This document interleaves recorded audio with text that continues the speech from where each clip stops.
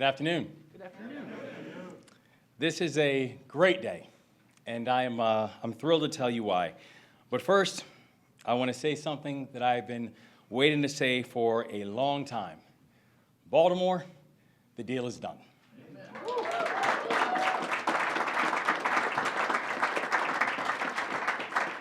You cannot fully appreciate this moment without understanding how far we've come.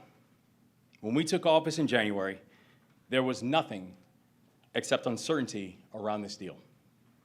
Negotiations had stalled. There was no real progress. In less than a year, a lease for one of the most storied baseball franchises in America would run out if we didn't act. Many privately told me the best scenario for 2023 was a one-year extension to buy us some more time. Well, guess what? This morning, the Maryland Stadium Authority approved a 30-year lease extension to keep the Orioles in Baltimore for a generation.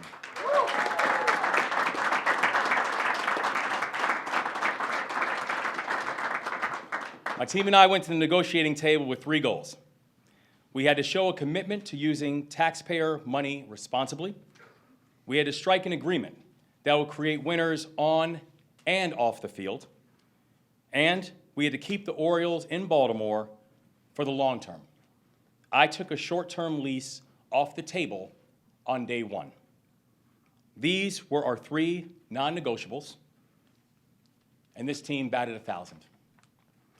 Under this deal, we will keep the Orioles in Baltimore for the long term with a no relocation clause under any scenario.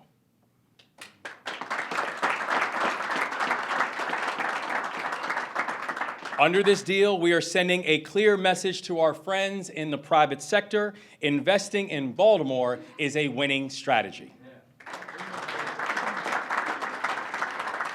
And under this deal, we will jumpstart a larger project centered on how we reinvest in downtown, while also saving taxpayers tens of millions of dollars by making the Orioles pay their fair share. The state will make investments to upgrade the ballpark, with the Stadium Authority controlling that process and ensuring that every single public dollar is spent wisely.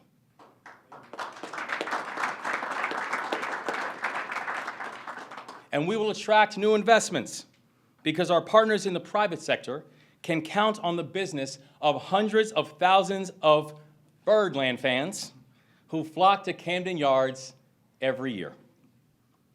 We couldn't be happier with this outcome. And look, I know there have been some ups and downs, but big generational deals of true significance aren't given, they're earned. And the bottom line is this: we stuck the landing on a good deal that delivers for Baltimore, delivers for Marylanders, and delivers for O's fans everywhere. An agreement this big takes a big team. And I want to thank just some of the people who got us here. To the Lieutenant Governor, you have been a phenomenal partner from day one, and we are so grateful for you and your leadership. And to this entire administration, there is no team that I would rather serve with. To the Orioles leadership, thank you for believing in this city, thank you for believing in this process, and thank you for believing in this historic agreement. To our partners in Annapolis, our remarkable partners in Annapolis, Speaker Jones, President Ferguson, Comptroller Learman, Treasurer Davis, you all have been such strong partners, and your push made the deal better. We wouldn't be here if it weren't for you. To Anthony Brown and the Attorney General's office, thank you for keeping us on strong legal footing. It's easier said than done with a deal this big, and I'm grateful to you. To my friend Dutch Rupersberger and the Maryland Congressional Delegation, I tell you, we have the best federal delegation in the country, and we couldn't ask for better partners. to our friends and leaders in Baltimore City, thank you for your trust. Thank you for your guidance. To the business community who stood with us and continues to stand with us, thank you for your trust. Thank you for your guidance. And of all the people that we want to recognize, I want to give a very, very special shout out to the Maryland Stadium Authority.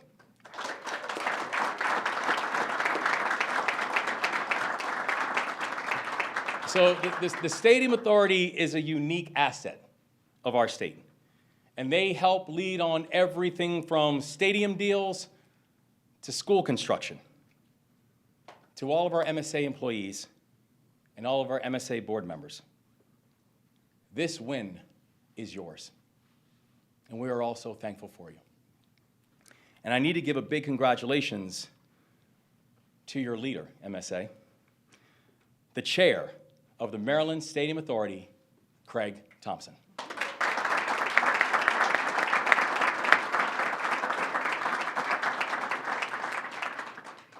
Craig did not seek out this job. I sought him out. Craig did not ask for this job. I asked him to serve. Craig did not take on this role for personal relevance. He took it because the moment required his service. Craig is a leader, he's a statesman, and he's a class act. He doesn't run around to everyone with a microphone or a Twitter account and whine. He just puts his head down and he gets to work.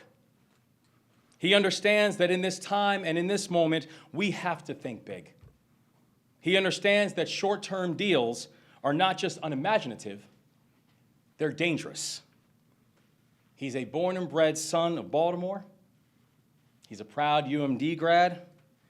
He is a dyed-in-the-wool Orioles superfan. That's Craig Thompson.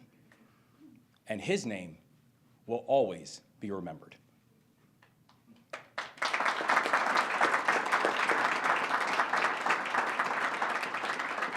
This deal is bigger than sports.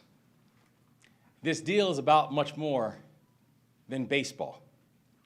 This deal is about Baltimore. I've said it before, and I'm going to keep on saying it. This will be Maryland's decade.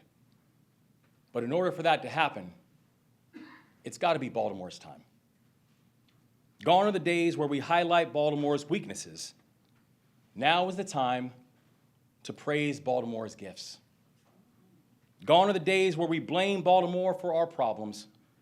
Now is the time to see Baltimore as a solution. That's why the state of Maryland is investing in the redevelopment of Harbor Place and the surrounding neighborhoods. That's why we're delivering robust state support for Coppin State and Morgan State. That's why we're providing funding for convention center upgrades and moving in partnership with the West North Avenue Development Authority. That's why we're channeling resources to Baltimore law enforcement. And 2023 will be the first time in 8 years that we are going to break this fever of 300 plus homicides in this city.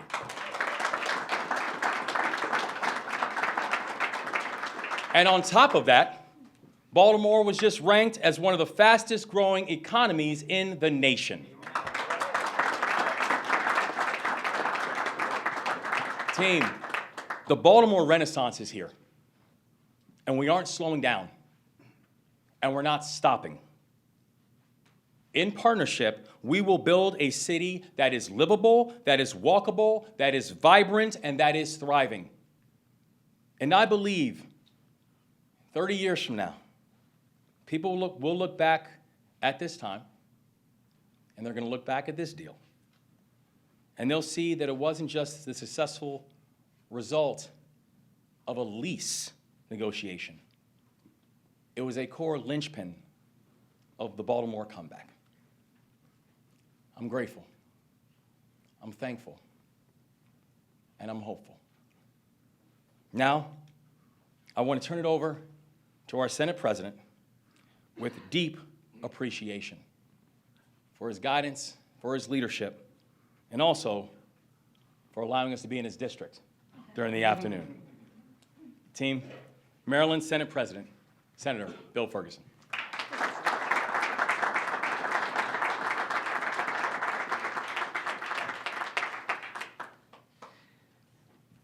October 16th, 1983. I wish I could say that this is a personal memory, but at the time I was 6 months and a day old. It was Game 5 of the World Series. Earlier, Eddie Murray had hit 2 home runs in this Game 5 just showdown with the Phillies. And it was the 9th inning. Scotty McGregor, left-handed pitcher, comes up, has thrown a no-hitter in the World Series of Game 5. Rick Dempsey, the eventual MVP of the World Series that season, puts down a high fastball. Scotty throws the pitch right where he wanted to. Soft line drive to Cal Ripken Jr. Orioles are world champions. All right. Dutch remembers the moment. That is a moment of winners. Every single person on that team, from the manager to the individual who helped maintain the stadium to the all-star Cal Ripken, every single person had a role to play to create a championship. Today, we stand here together, a group of individual leaders working as one to move forward not just the city of Baltimore, but the entire state of Maryland, to create a championship for this state. I am so deeply thankful for the opportunity to have put this 30-year deal into place and to have some small part to work with this great team of individuals who each played their role to the maximum ability. I thank the speaker along the way as we've talked through all of this. I thank the members of the BPW who, while we're not, I don't want to jinx it with the 27th out, it's like the 26th and 3/4 out, to the treasurer and to the comptroller, thank you for your work and your leadership. To the Stadium Authority and to the City of Baltimore. I see a number of partners out here. If I start saying it, I'm gonna mess it up. But I want to thank the governor. I want to thank personally the governor, because I know how deeply personal this moment was to say, here is where we spark the revolution of Renaissance. And today, I stand as his partner and his team's partner as we continue, as the Senate of Maryland continues, working to make sure that we maximize our potential. And we do, yet again, what we did on October 16th, 1983, maybe in 2024, here in Camden Yards. Thank you all so much for being here. It's such a pleasure to be with you in this moment. And I believe I have the honor of introducing my incredible partner in this work across the hall, Speaker Adrian Jones.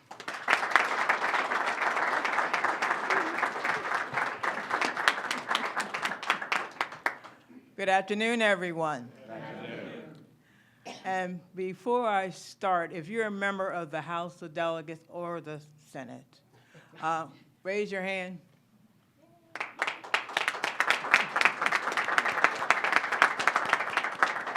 Thank you for being here.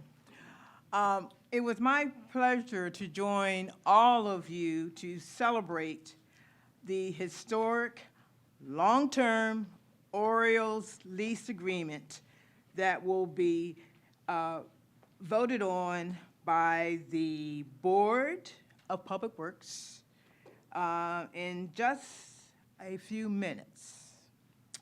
I guarantee you that.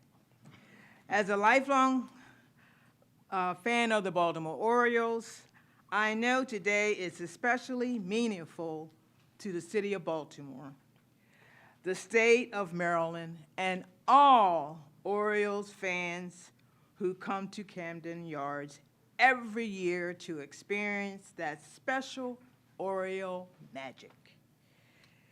As an appropriator, I firmly believe that our investments reflect our values, that our financial commitments demonstrate our priorities and aspirations as a state. That's why I'm proud that the General Assembly has made it a priority to invest in downtown Baltimore. Over the past several years, we have invested in the University of Maryland Medical Center, the University of Maryland, Baltimore, the Downtown Partnership of Baltimore, and the Hippodrome. And of course, we have allocated over $1 billion for improvements to the Orioles and Ravens stadiums. We made these investments because downtown Baltimore is critically important to our state, to our identity, and to our future collective success. Camden Yards is an exceptional part of that equation. And today's deal reaffirms its importance as a virtual asset, vital asset, that will attract new investments to the downtown region and further accelerate the growth. It's also, it also ensures that the work will be done with all shareholders at the table. I know the state and the Orioles are committed to working with all our partners, from the Stadium Authority, the Board of Public Works, the Legislative Policy Committee, the Maryland Historical Trust, and most importantly, the community, to find a place that works for, a plan that works for everyone in the developing the area around the stadium. Our shared victory today is one we can all be proud of. A lot of work remains, and I can't wait to get started. It is important that we get this right. And with that, I'm going to slide over here. Thank you, and thank you, everyone, and acknowledge the mayor who is here as well. Thank you.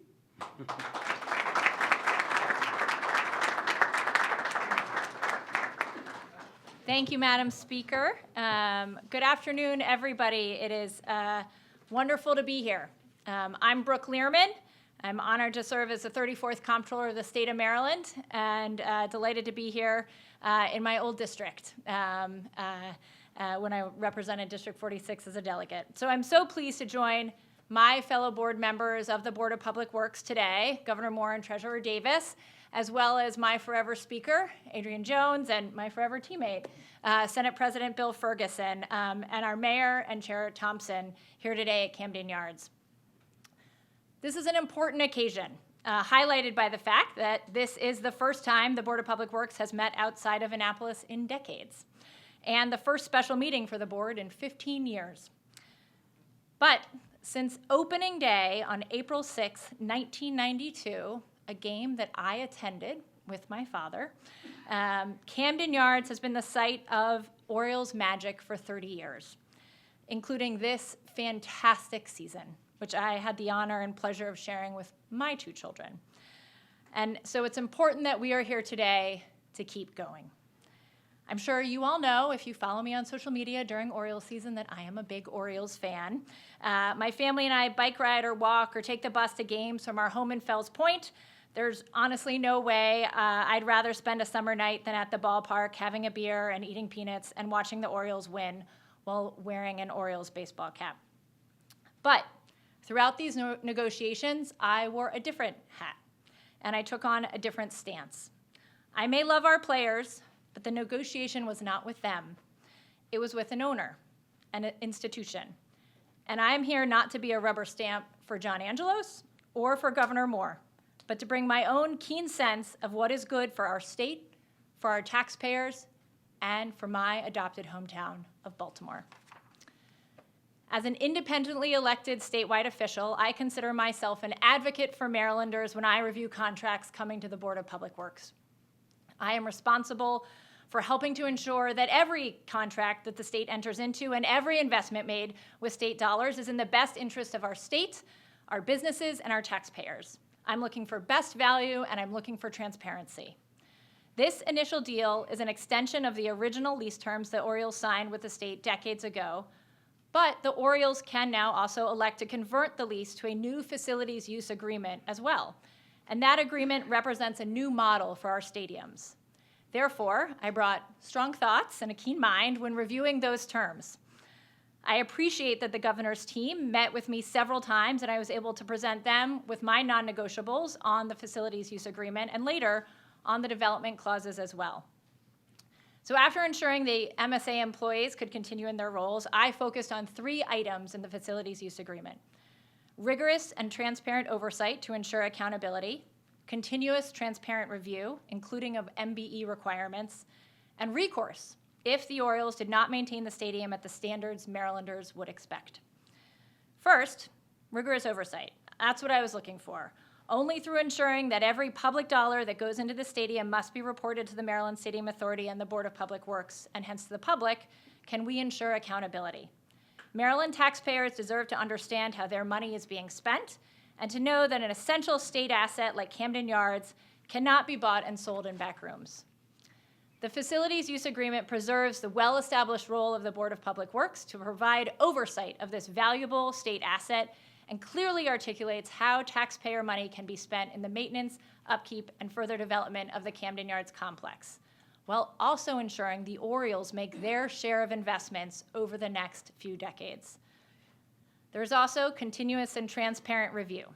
Although we meet and review items of a certain value every other week at the Board of Public Works, and I see many of you there every other week or so, there are many, many other items that do not make it onto the agenda. Those are lower valued items, but those are still state dollars. And we review something called PAR reports every few weeks or every month that are also publicly available on the Board of Public Works website as well.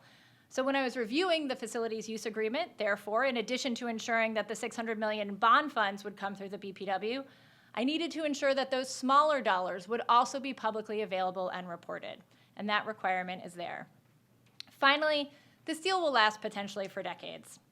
Unless I pull a Louis Goldstein, doubtful, this deal will well outlive my time in public office.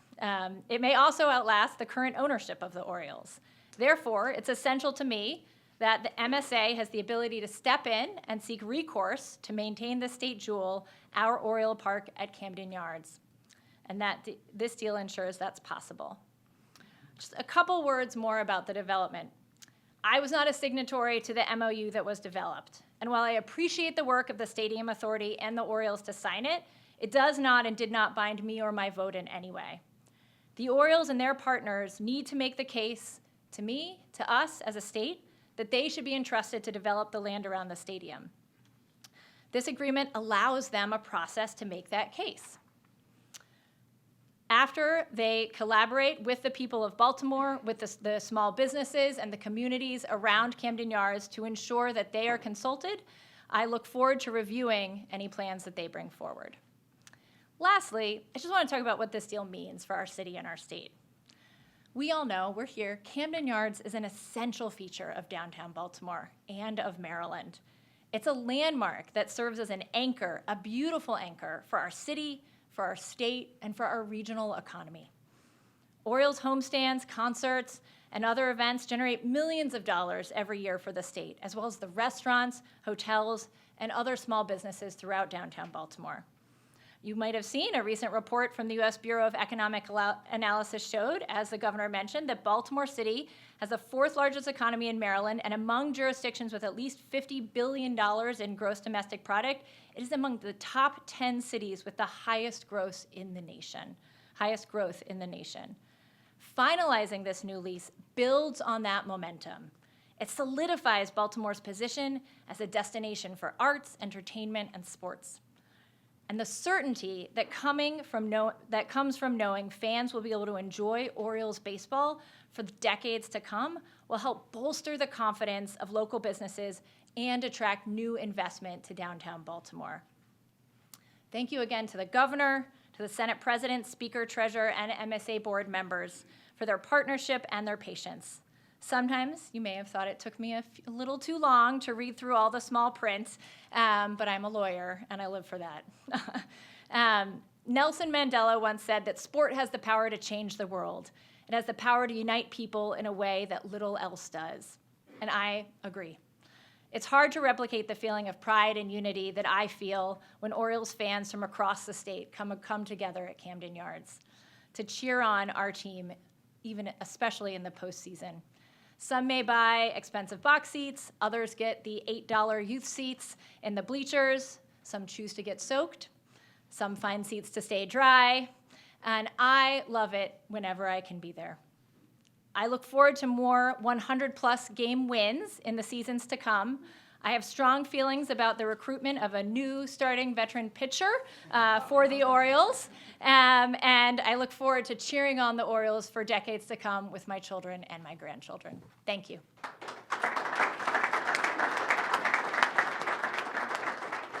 And now I'm delighted to bring on my fellow Board of Public Works member, Treasurer Derek Davis.